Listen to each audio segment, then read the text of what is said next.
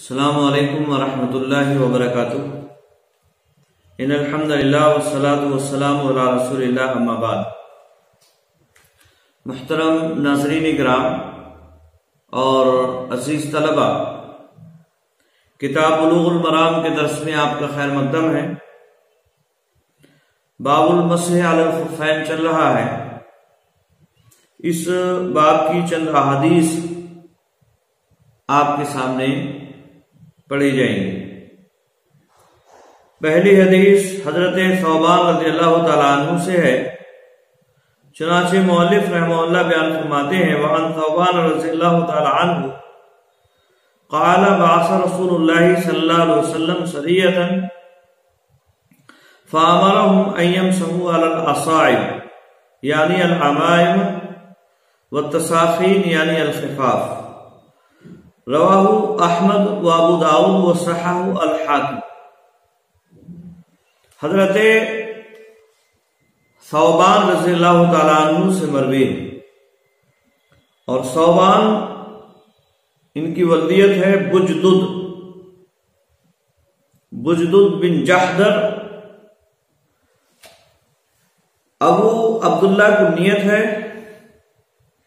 اہل سرات میں سے ان کا تعلق ہے، اور یہ مکہ اور مدینہ کے درمیان میں ایک جگہ ہے۔ یہ بھی کہا گیا ہے کہ ان کا تعلق حمیر سے۔ یہ قیدی بن کر آئے تھے، الگ نبی صلی اللہ علیہ وسلم نے ان کو خریدا اور آزاد کر دیا۔ پوری زندگی نبی اکرم صلی اللہ علیہ وسلم کے ساتھ رہے، پھر شام چلے گئے اور وہاں سے حمص چلے گئے، اور وہیں 54 ہجری میں ان کا انتقال ہوا۔ حضرت ثوبان رضی اللہ تعالیٰ عنہ بیان فرماتے ہیں، بعث رسول اللہ صلی اللہ علیہ وسلم، بھیجا رسول اللہ صلی اللہ علیہ وسلم نے سریتن، ایک دستہ۔ سریہ کہتے ہیں فوج کا دستہ، ایسی جماعت جس میں 5 سے لے کر 300 تک، یا اسی طرح سے 5 سے لے کر 400 تک فوجی ہوں، افراد اس میں موجود ہوں۔ اور یہ سریہ یا تو سارے سینو سے ہے، جس کا معنی ہوتا ہے رات میں نکلنا، چونکہ یہ دستہ رات میں شب خون مارتا ہے، دشمن پر حملہ آور ہوتا ہے، اس لیے اسے سریہ کہا جاتا ہے۔ اور یا پھر یہ سریون سے ہے، اور سری کہتے ہیں شریف، جو کسی قوم کے سربردہ لوگ ہوں، یعنی جو قوم کے عمدہ ترین لوگ ہوتے ہیں۔ اور یہ سریہ بھی فوج کا ایک طرح سے سب سے اچھا اور عمدہ گروہ ہوتا ہے۔ اہل سیر کی اصطلاح میں سریہ ایسی فوج یا ایسے دستے کو کہتے ہیں جس میں نبی اکرم صلی اللہ علیہ وسلم بنفس نفیس حاضر نہ ہوئے ہوں، اور اس کے مقابلے میں غزوہ ہے۔ غزوہ کہتے ہیں جس میں آپ صلی اللہ علیہ وسلم حاضر ہوئے ہوں۔ یہی اصطلاحی معنی جو اہل سیر نے لیا ہے وہی یہاں مراد۔ تو ایک سریہ اللہ کے نبی صلی اللہ علیہ وسلم نے، یعنی فوج کا ایک ٹکڑا، ایک دستہ آپ صلی اللہ علیہ وسلم نے بھیجا دشمن پر حملہ کرنے کے لیے۔ فَأَمَرَهُمْ أَن يَمْسَحُوا عَلَى الْأَصَاعِبِ، پس انہیں آپ صلی اللہ علیہ وسلم نے حکم دیا کہ وہ پٹیوں پر مسح کریں گے۔ اصائب اصابت کی جمع ہے، اور اصابہ کہتے ہیں پٹی جو زخم وغیرہ پر باندھی جاتی ہے۔ تو پٹی پر مسح کرنے کا آپ صلی اللہ علیہ وسلم نے حکم دیا، یعنی العمائم، یعنی عمائم، یا امامہ کی جمع ہے عمائم، اور عوامہ کہتے ہیں جو سر پر پگڑی باندھی جاتی ہے، وہ بھی ایک طرح سے جس طرح سے پٹی لپیٹی جاتی ہے اسی طرح سے سر پر لپیٹا جاتا ہے، اس لیے یہاں یہ تشریح عوائم یا تفسیر عمائم سے کی گئی۔ لیکن یاد رہے یہ تفسیر اللہ کے نبی صلی اللہ علیہ وسلم سے ثابت نہیں ہے اور یہ حدیث کا حصہ نہیں، بلکہ جو مصادر حدیث کے یہاں بیان کیے گئے ہیں جیسے احمد، ابو داؤد یا اسی طرح سے حاکم، تو ان کتابوں میں العصائب کی تفسیر عمائم کے ذریعے سے مذکور نہیں ہے۔ تو ایسا گمان ہوتا ہے، اس سے یہ گمان ہوتا ہے کہ یہ تفسیر حافظ ابن حجر رحمہ اللہ نے بیان فرمائی ہے۔ بہرحال عمائم بھی اس میں شامل ہے، اور عمائم یعنی پگڑی کے علاوہ جو دوسری چیزیں ہیں، پٹی وغیرہ، زخم وغیرہ اگر ہو جائے کسی کے پیر میں یا ہاتھ میں یا اسی طرح سے سر وغیرہ میں، تو اس پر مسح کرنے کا جواز اس حدیث سے معلوم ہو رہا ہے۔ عصائب میں یہ تمام چیزیں داخل ہیں اور امامہ بھی اس میں داخل ہے۔ وہ تساخین، اور اسی طرح سے اللہ نبی صلی اللہ علیہ وسلم نے تساخین پر مسح کرنے کا حکم دیا۔ تساخین، تسخان اس کی واحد ہے، یا تسخین یا تسخان، اور یہ سخن سے ماخوذ ہے، اور اس کا معنی ہوتا ہے پیر میں کوئی بھی ایسی چیز لپیٹنا جس سے بھرک ملے، جس سے گرمی حاصل ہو جائے، اور یہ کسی بھی طرح کی ہو سکتی ہے، چمڑے کی ہو یا اسی طرح سے سوت یا اون وغیرہ کی ہو، تمام چیزیں اس میں داخل ہیں۔ آج کل جو موزے پہنے جا رہے ہیں ان سے بھی پیر کو بھرک ملتی ہے، گرمی حاصل، گرماہٹ اس سے ملتی ہے، تو یہ بھی اس میں داخل ہے۔ لیکن مؤلف رحمہ اللہ نے اس کی جو تفسیر بیان فرمائی یعنی الخفاف، تو یہ خفاف جو تفسیر حدیث میں یہاں بیان کی جا رہی ہے یہ بھی عمائم ہی کے قبیل سے ہے، یعنی یہ تفسیر بھی حدیث کی کتابوں میں نہیں ہے جو جہاں اس حدیث کو بیان کیا گیا ہے، بلکہ بظاہر یہی معلوم ہو رہا ہے کہ یہ حافظ ابن حجر رحمہ اللہ نے تفسیر بیان فرمائی ہے۔ اور یہ اس اعتبار سے کہ تساخین میں خفاف یعنی موزے چمڑے کے ہوتے ہیں وہ بھی داخل، اور اس کے علاوہ دوسرے جورب وغیرہ ہیں وہ بھی اس میں شامل ہوں گے جو سوت یا اون وغیرہ کے بنائے جاتے ہیں آج کل جنہیں استعمال کیا جاتا ہے۔ سب سے پہلی بات اس حدیث سے یہ معلوم ہو رہی ہے کہ پگڑی پر مسح کرنا اللہ کے نبی صلی اللہ علیہ وسلم سے ثابت ہے، آپ صلی اللہ علیہ وسلم نے اس کا حکم دیا ہے، آپ صلی اللہ علیہ وسلم کی سنت ہے۔ اس سے پہلے بتلایا گیا کہ آپ صلی اللہ علیہ وسلم سے اس تعلق سے 3 طرح کی احادیث مروی ہے، علامہ ابن القیم رحمہ اللہ نے بیان فرمایا ہے، یعنی پگڑی وغیرہ نہیں ہے تو صرف سر پر مسح کیا یا پگڑی پر مسح کیا یا پگڑی اور سر کے بعض حصوں پر مسح کیا، یہ اللہ کے نبی صلی اللہ علیہ وسلم سے ثابت ہے۔ آئی بات میں یہ حدیث صرف پگڑی پر مسح کرنے کی دلیل ہے، اور اس کے علاوہ بھی بہت سارے دلائل اس بات پر دلالت کرتے ہیں کہ پگڑی پر مسح کرنا یہ جائز اور درست ہے، جیسا کہ اس سے پہلے روایت بھی گزر چکی ہے باب الوضو کے اندر،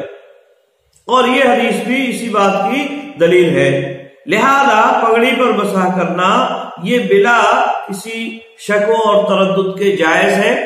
بعض علماء نے پگڑی پر مسح کرنا یہ جائز نہیں کہا ہے، لیکن ان کی بات دلیل کے اعتبار سے کمزور ہے، دلیل کے اعتبار سے ان کی بات کمزور ہے۔ درست بات اس سلسلے میں یہی ہے کہ پگڑی پر مسح کرنا یہ جائز اور درست ہے۔ اسی طرح سے یاد رہے پگڑی پر مسح کرنے کے لیے وہ شرائط جو موضوع پر مسح کرنے کے ہیں وہ شرائط معتبر نہیں، کیونکہ پگڑی پر مسح کرنے کے لیے ایسی کوئی شرط اللہ کے نبی صلی اللہ علیہ وسلم نے نہیں بیان فرمائی۔ مثلا 3 دن کی شرط نہیں ہے کہ 3 دن تک مسح کیا جا سکتا ہے پگڑی پر، یا اسی طرح سے اس سے زائد یا کم کی کوئی شرط نہیں ہے۔ لہذا اگر کوئی آدمی پگڑی پہنے ہوئے ہے تو وہ 2 دن 3 دن 1 دن یا اس سے زائد 4-5 دن بھی مسح کرنا چاہے تو کر سکتا ہے۔ پگڑی پر مسح غیر مؤقت ہے، اس کے لیے وقت متعین نہیں ہے۔ اور اسی طرح سے جس طرح سے موزوں کو طہارت کی حالت میں پہنا جائے تب مسح کرنا درست ہے، پگڑی کے لیے ایسی بھی کوئی شرط مذکور نہیں ہے کہ اس کو طہارت کی حالت میں پہنا ہو تب ہی مسح کیا جائے، ایسی کوئی حدیث موجود نہیں ہے۔ لہذا اس سلسلے میں درست بات یہی ہے کہ پگڑی پر مسح کے لیے طہارت کی شرط نہیں ہے، اور اسی طرح سے اس کے لیے وقت متعین نہیں ہے۔ کیوں؟ اس لیے کہ احادیث میں اللہ کے نبی صلی اللہ علیہ وسلم نے اس طرح کی جو حدیث بیان فرمائی ہے اس میں نہ تو وقت بتلایا گیا ہے پگڑی کے لیے اور نہ ہی اس کے لیے طہارت کا ذکر موجود ہے۔ اور بعض علماء نے اس کو مسح علی الخفین پر قیاس کیا ہے، اور اسی کے جو شرائط ہے وہ بھی اس میں مانی ہے۔ مثلا وقت 3 دن کا مسافر کے لیے یا 1 دن کا مقیم کے لیے، یا اسی طرح سے طہارت کی حالت میں یعنی مسح کیا ہو سر پر تب پہنا جائے، یہ شرائط بعض علماء نے لگائی ہے پگڑی کے مسح سے متعلق،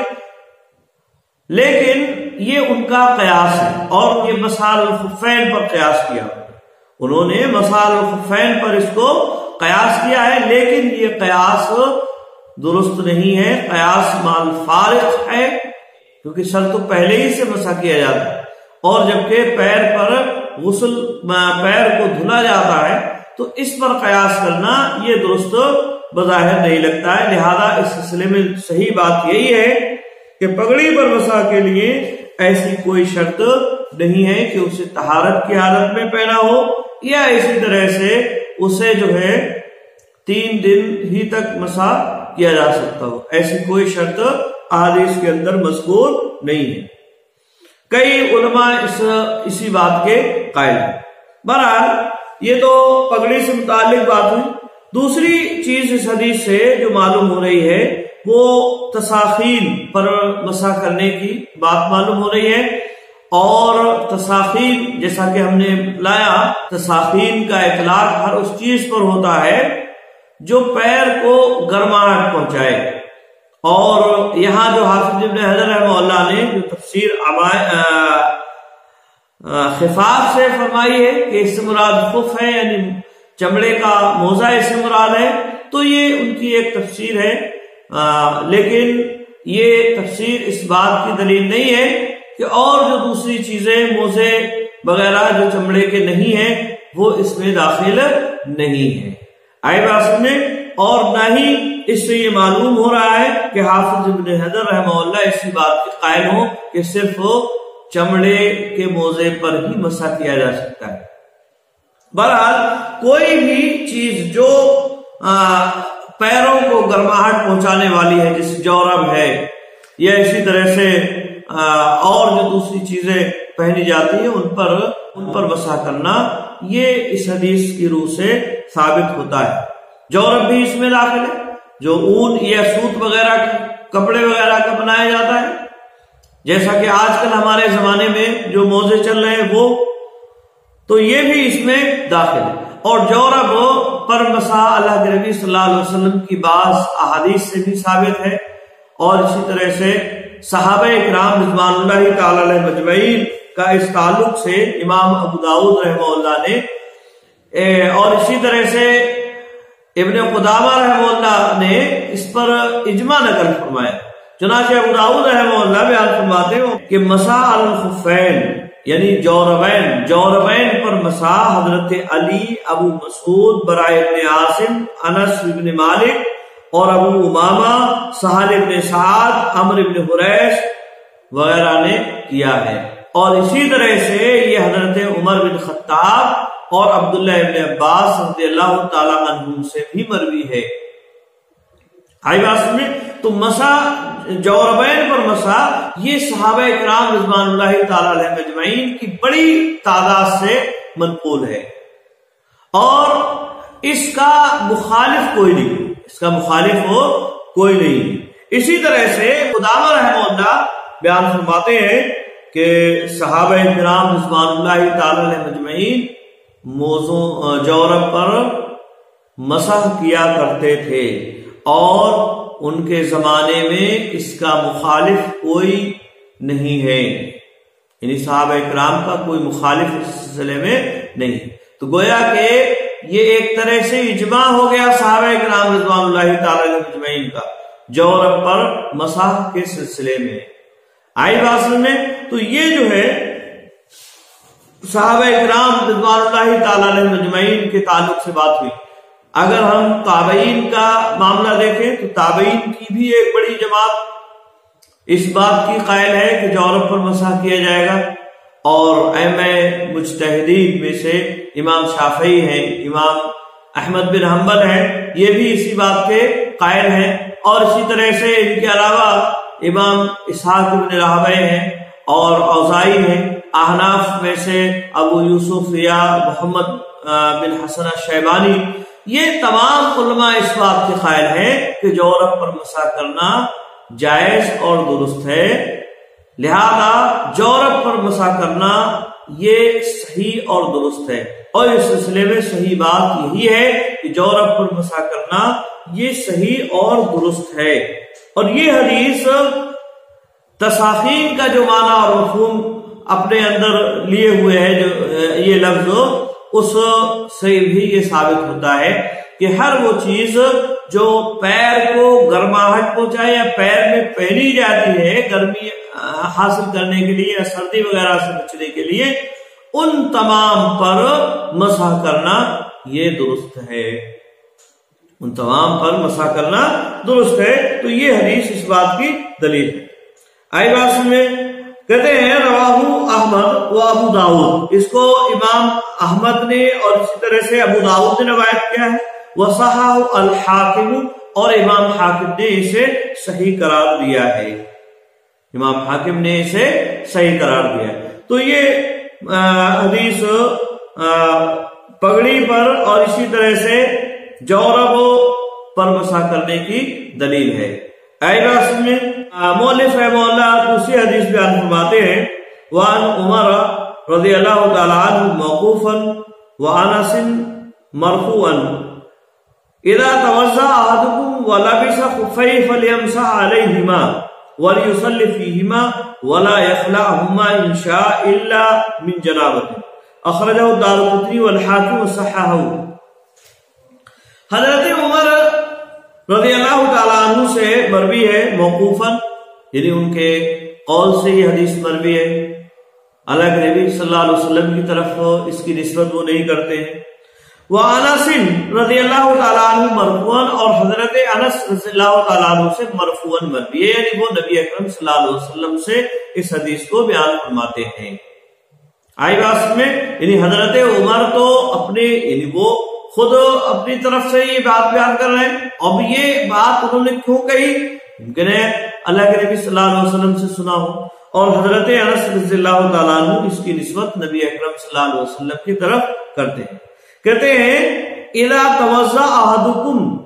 کہ جب تم میں سے کوئی آدمی وضو کرے، ولبس خفیہ، اور وہ پہنے اپنے خف کو، اپنے موزوں کو، فَلْيَمْسَحْ عَلَيْهِمَا، تو اسے چاہیے کہ وہ ان پر مسح کرے۔ حدیث کا یہ ٹکڑا اس بات کی دلیل ہے کہ طہارت کی حالت میں اگر پہنا گیا ہے تو مسح کیا جائے گا، جیسا کہ حضرت مغیرہ بن شعبہ رضی اللہ تعالیٰ عنہ کی حدیث سے بھی یہ بات اس سے پہلے ثابت ہو چکی ہے۔ کہتے ہیں وَلْيُصَلِّ فِيهِمَا، اور ان میں نماز پڑھے، اور چاہیے کہ اس میں نماز پڑھے۔ ولا یخلعہما، اور انہیں نہ نکالے، یعنی موزوں کو، خف کو نہ نکالے، انشاء اگر چاہے، الا من جنابت مگر جنابت کی وجہ سے۔ اخرجہ دارقطنی والحاکم، اس کو امام دارقطنی نے روایت کیا، حاکم نے روایت کیا، اور حاکم نے اسے صحیح قرار دیا۔ یہ حدیث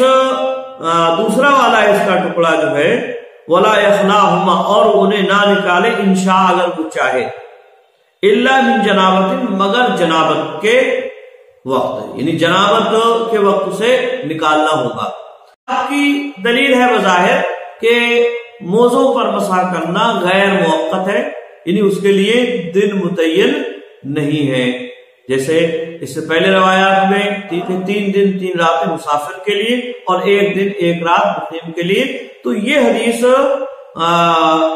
اس کے بظاہر خلاف نظر آ رہی ہے، کیونکہ اس میں یہ کہا گیا کہ ان موزوں کو نہ نکالے انشاء اگر چاہے۔ اب یہ چاہت والی چیز کیا ہے، یعنی 1 دن 2 دن 3 دن 4 دن 5 دن، ایسی کوئی وضاحت اس میں نہیں ہے،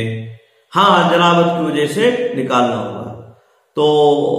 بہرحال اسی حدیث کی بنیاد پر، اور اسی طرح سے ایک اور حدیث آگے آ رہی ہے، اس کی بنیاد پر بعض علماء نے یہ بات کہی ہے کہ مسح علی الخفین یہ غیر موقت ہے، یعنی اس کے لیے وقت متعین نہیں ہے۔ یہ قول امام مالک کی طرف منسوب کیا جاتا ہے۔ آئی بات سمجھ؟ تو یہ حدیث اور اسی طرح سے ایک اور آنے والی حدیث اسی بات کی دلیل ہے، لیکن یہاں یہ حدیث مطلق ہے، اور جس میں 3 دن اور 3 رات، یا اسی طرح مسافر کے لیے، یا اسی طرح سے مقیم کے لیے 1 دن اور 1 رات کی بات کہی گئی ہے، وہ مقید، اور اصول اور قاعدہ یہ ہے کہ مطلق کو مقید پر محمول کیا جائے گا، اور اس اعتبار سے راجح اور درست بات یہی ہے کہ مقیم 1 دن اور 1 رات اور مسافر 3 دن اور 3 رات تک مسح کرے گا، اور اس کے بعد پھر وہ دوبارہ سے موزے کو نکال کر اسے دھلے گا، وضو کرے گا مطلب کامل، اور پھر بعد میں موزے کو پہن کر دوبارہ سے 3 دن 3 رات تک کے لیے وہ مسح کر سکتا ہے۔ آئی بات میں تو یہی بات درست ہے، اور جہاں تک اس روایت کا معاملہ ہے تو ایک تو یہ کہ مطلق ہے، اور مقید روایات وہ ہیں جس میں 3 دن اور 3 رات یا 1 دن اور 1 رات کا مسح بتلایا گیا ہے مسافر اور مقیم کے لیے، تو اصول اور قاعدے کے مطابق مطلق کو مقید پر محمول کیا جائے۔ اور پھر اس میں احتمال یہ بھی ہے، اس میں احتمال اس بات کا بھی ہے کہ یہ انشاء صلی اللہ علیہ وسلم نے فرمایا کہ اگر چاہے تو یہ اسی وقت کے اندر کی بات ہو، یعنی اس وقت کے اندر کی بات ہو کہ اگر وہ چاہے تو چاہے مسح کرے اور چاہے مسح نہ کرے، یعنی اسی وقت کے اندر۔ آئی بات میں تو جواز کی بات گویا کہ بیان کی جا رہی، اگر چاہے تو مسح کرے اور نہ چاہے تو مسح نہ کرے، یعنی نکال لے اسی 3 دن کے اندر، تو ایسی صورت میں کوئی اختلاف کی بات نہیں ہے، اور جو روایات اس سے پہلے گزری ہیں وہ گویا کہ اس حدیث کے موافق ہی ہوں گے، یا یہ حدیث ان روایات کے موافق ہی ہوگی۔ آئی بات میں تو یہ 2 طرح سے اس کا جواب دیا گیا ہے۔ تیسری حدیث ہے وعن ابی بکرۃ رضی اللہ تعالی عنہ عن النبی صلی اللہ علیہ وسلم انه رخص للمسافر 3 ایام ولياليهن وللمقیم یوما ولیلۃ اذا تطہر فلبس خفيه ان يمسح علیہما، اخرجہ دارقطنی وصححہ ابن خزیمہ۔ حضرت ابو بکر رضی اللہ تعالی عنہ سے مروی ہے، ابو بکر نفع بن الحارث یا نفع ابن المسروح فضلائے صحابہ میں ان کا شمار ہوتا ہے، بصرہ میں 51 یا 52 ہجری میں ان کا انتقال ہوا۔ تو حضرت ابو بکر رضی اللہ تعالیٰ عنہ سے مروی ہے، وہ نبی صلی اللہ علیہ وسلم سے روایت کرتے ہوئے کہتے ہیں انہ رخص للمسافر، کہ آپ صلی اللہ علیہ وسلم نے رخصت دی مطلب اجازت دی مسافر کے لیے 3 دن اور 3 رات کی، وللمقیم یوما ولیلۃ، اور مقیم کے لیے 1 دن اور 1 رات کی، اذا تطہرا جبکہ وہ طہارت حاصل کرے یعنی مکمل وضو کرے، کیونکہ طہارت کا مطلب یہ نہیں مکمل وضو کرے گا حدث اصغر سے بھی پاک ہوگا تب اسے مطہر کہا جائے گا۔ فَلَبِسَ خُفَّيْهِ بس وہ موزہ پہنے، أَن يَمْسَحَ عَلَيْهِمَا کہ وہ مسح کرے ان دونوں پر، یعنی اجازت کس بات کی ہے کہ ان دونوں پر مسح کرے، کب؟ جب اس نے موزے کو طہارت کی حالت میں پہنا ہو۔ آئی واسط میں اخرجہ دارقطنی و صححہ ابن خزیمہ، اس کو امام دارقطنی روایت کیا ہے اور ابن خزیمہ نے اسے صحیح قرار دیا ہے، اور یہ حدیث اسی مسئلے پر دلالت کر رہی ہے کہ مسافر کے لیے 3 دن اور 3 رات مسح کرنا جائز ہے، اور اسی طرح سے مقیم کے لیے 1 دن اور 1 رات جائز ہے، جیسا کہ اس سے پہلے والی روایات بھی اسی مفہوم کی گزر چکی ہیں۔ اسی طرح سے چوتھی حدیث ہے وعن ابی بن عمارہ یا عمارہ رضی اللہ تعالی عنہ انہ قال یا رسول اللہ امسحوا علی الخفین قال نعم قال یوما قال نعم قال ویومین قال نعم قال وثلاثة ایام قال نعم وما شئت اخرجہ ابو داود وقال لیس بالقوی۔ حضرت ابی ابن عمارہ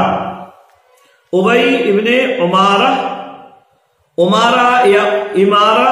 دونوں طرح سے اسے پڑھا گیا ہے، اور یہ مشہور انصاری صحابی ہیں، مصر میں جا کے رہنے لگے تھے، اور ابن حبان رحمہ اللہ نے ان کے بارے میں فرمایا کہ انہوں نے دونوں قبلوں کی طرف نماز رخ کر کے نماز پڑھی، یعنی ایک ہی نماز میں دونوں قبلوں کی طرف یہ نماز پڑھے، یعنی اہل القبلتین میں سے یہ ہے۔ حبان رحمہ اللہ نے یہ بات بھی بیان فرمائی، کہتے ہیں غیر انی لست اعتمد علی اسناد خبری، اس کے باوجود میں ان کی حدیث کی سند پر اعتبار ہے، یعنی ان سے جو روایات ہیں وہ صحیح سند سے مروی نہیں ہے، یہ ہے اصل میں ابن حبان رحمہ اللہ کے کہنے کا مطلب۔ تو ابی بن عمر رضی اللہ تعالیٰ عنہ سے مروی وہ کہتے ہیں انہو قال انہوں نے کہا قال یا رسول اللہ، انہوں نے کہا اے اللہ کے رسول صلی اللہ علیہ وسلم امسحوا علی الخفین، امسحوا میں مسح کروں گا موزوں پر، یہاں اصل میں حمزہ استفہام محذوف ہے، امسحوا علی الخفین یہ ہے بات، تو امسحوا علی الخفین کیا موزوں پر مسح کروں گا میں؟ قال نعم تو آپ نے فرمایا کہ ہاں موزوں پر مسح کرو، قال یومن تو انہوں نے کہا 1 دن، قال نعم تو آپ نے فرمایا کہ ہاں 1 دن، قال ویومین تو انہوں نے کہا کہ اور 2 دن، قال نعم تو آپ نے فرمایا کہ ہاں 2 دن، قال وثلاثة ایام انہوں نے کہا کہ اور 3 دن، قال نعم تو آپ نے فرمایا کہ ہاں 3 دن، وما شئت اور جتنا تم چاہو، یعنی 3 دن تک یہ پوچھا اور اس کے بعد آپ نے فرمایا جتنا تم چاہو۔ اخرجہ ابو داؤد، اس کو امام ابو داؤد نے روایت کیا، وقال لیس بالقوی، اور ابو داؤد نے فرمایا کہ یہ روایت قوی نہیں ہے، یہ روایت قوی نہیں ہے۔ تو یہ حدیث جیسا کہ معلوم ہو رہا ہے کہ اس سے یہ معلوم ہو رہا ہے کہ موضوع پر مسح موقت نہیں ہے، 1 دن 2 دن 4 دن 5 دن جتنا چاہے اتنا مسح کیا جا سکتا ہے، اور اس سے پہلے یہ بات بیان کی گئی کہ یہ امام مالک کی طرف منسوب قول ہے، لیکن یہ روایت صحیح نہیں ہے، اور اس روایت پر علماء کا ایک طرح سے اتفاق ہے کہ یہ روایت ضعیف ہے۔ امام احمد رحمہ اللہ نے اس بارے میں اس حدیث کے بارے میں فرمایا رجالہ لا یعرفون، اس کے راوی مجہول ہیں، اس کے راوی مجہول ہیں، تو یہ روایت اپنے راویوں کے مجہول ہونے کی وجہ سے درست نہیں، اور اسی طرح سے راوی اس میں ضعیف بھی ہیں، بلکہ بعض ائمہ نے اس حدیث کو موضوع تک قرار دیا ہے، تو یہ روایت بہرحال صحیح نہیں ہے، اور ائمہ حدیث کی کسوٹی پر یہ درست نہیں ہے، راوی اس کے مجہول ہے، لہذا جب روایت ضعیف ہے، مجہول راویوں کی روایت ہے، تو یہ صحیح حدیث کا مقابلہ نہیں کر سکتی ہے جن سے موزے پر مسح کے موقت ہونے کی بات معلوم ہو رہی ہے۔ جیسا کہ اس سے پہلے روایات گزری۔ تو صحیح بات اس سلسلے میں یہی ہے کہ موضع پر مسا یہ موقت ہے، یعنی مسافر کے لیے 3 دن اور 3 رات تک، اور مقیم کے لیے 1 دن اور 1 رات تک۔ آئی بات سمجھ میں؟ اور یہ روایت جو غیر موقت پر دلالت کر رہی ہے تو یہ روایت درست نہیں ہے، لہذا اس کی بنیاد پر صحیح احادیث سے ثابت مسئلے کو نہیں چھوڑا جا سکتا ہے۔ آئی بات سمجھ میں؟ تو یہ باب مسح الخفین آج ہمارا ختم ہوا، اس کے بعد باب نواقض الوضو شروع ہوگا انشاءاللہ العزیز۔ آج کے لیے بس اتنا ہی۔ السلام علیکم ورحمۃ اللہ وبرکاتہ۔